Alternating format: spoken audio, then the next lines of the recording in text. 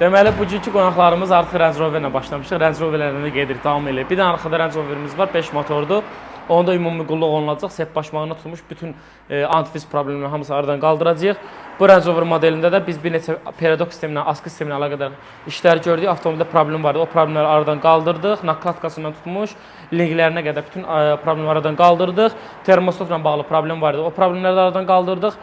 Bu Range Rover'i almaq istəyən şəxslərə səslənirəm ki, bunlar 2 motor turbo mühərriklərdir və bu mühərriklər Ford Fusion modellərinin üzərində gəlir və dözümlü mühərriklərdir. Sadəcə olaraq vaxtı-vaxtında iç remen, yəni sep sistemi, vanus sistemi və antifriz sistemin daimi nəzarətdə saxlasanız heç bir problem olmur.